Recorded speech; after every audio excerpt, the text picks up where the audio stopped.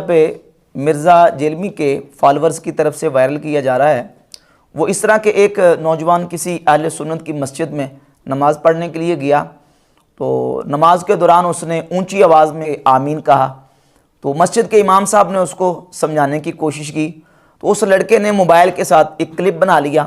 اور پھر کلپ بنا کے اس کے ساتھ مولانا صاحب کے ساتھ بحث و مباحثہ کیا۔ مولانا صاحب نے بھی اس کو کچھ جو باتیں کی،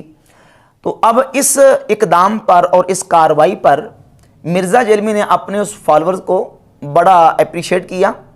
اور باقی اپنے فالورز کو اکسایا اور ابھارا کہ آپ اس طریقے سے کریں، یعنی یہ جو انداز ہے فرقہ واریت کا یہ آپ مساجد میں جا کے پیدا کریں۔ اور پھر باقاعدہ مرزا نے دھمکیاں لگائی ہیں آئمہ مساجد کو اور اہل سنت و جماعت کے علماء کو کہ میں مولویوں کے خلاف یہ کارروائی کر دوں گا، وہ کر دوں گا، اور اداروں کو اس میں انوالو کروں گا، میں اداروں کی سپورٹ لوں گا، یعنی المدد پولیس کہوں گا،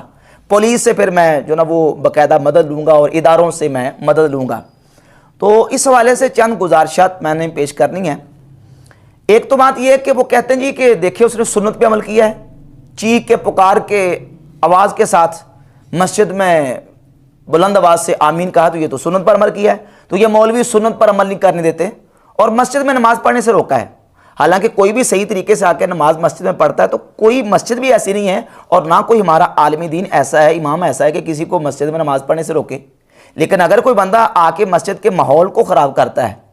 اور مسجد کے نمازیوں کے اندر افراتفری پیدا کرتا ہے، تو یقیناً اس کو کسی طریقے سے سمجھایا جائے گا کہ آپ کا یہ اقدام اور آپ کا یہ رویہ درست نہیں ہے۔ تو وہ امام صاحب نے سمجھانے کی کوشش کی، لیکن اب یہ دیکھ لیں کہ کس انداز سے کارروائی کی گئی کہ باقاعدہ موبائل کے ساتھ اس کا کلپ بنایا گیا اور پھر اس کلپ کو باقاعدہ وائرل کیا گیا، اور پھر مرزا جیلمی نے اس کلپ کے اوپر پورا اس لڑکے کو اپریشیٹ کیا ہے اور دیگر اپنے فالورز کو اکسایا ہے، ابھارا ہے کہ آپ اس طریقے سے کارروائی کریں جا کے، یعنی اس طریقے سے آپ مسجدوں کا ماحول خراب کریں اور مسجدوں کے امن کو جو نا وہ تہو بالا کریں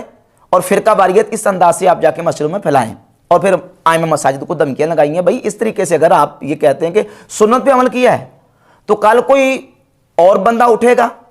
اور ان مسجدوں میں جہاں نماز کے بعد بلند آواز سے ذکر نہیں ہوتا،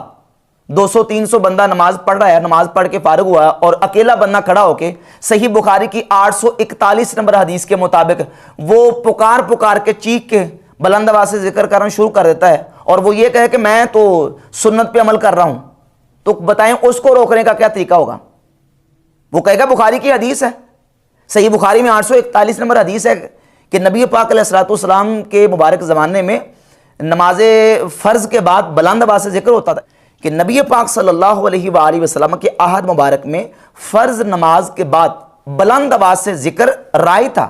تو وہ کہے گا کہ ٹھیک ہے بلند آواز سے ذکر حضور کے زمانے میں رائج تھا، اور یہ 200 بندہ 300 بندہ نماز پڑھ رہا ہے، یہ نہیں ذکر کرتا تو نہ کرے، میں تو سنت پہ عمل کر رہا ہوں۔ تو کیا کوئی اس کی اجازت دے گا؟ کیا کسی مسجد میں اس کی اجازت دی جائے گی؟ وہ تو کہے گا میں سنت پہ عمل کر رہا ہوں۔ تو اسی طریقے سے بلند آواز سے جو آمین کہنے کی روایات ہیں، ان روایات کے اوپر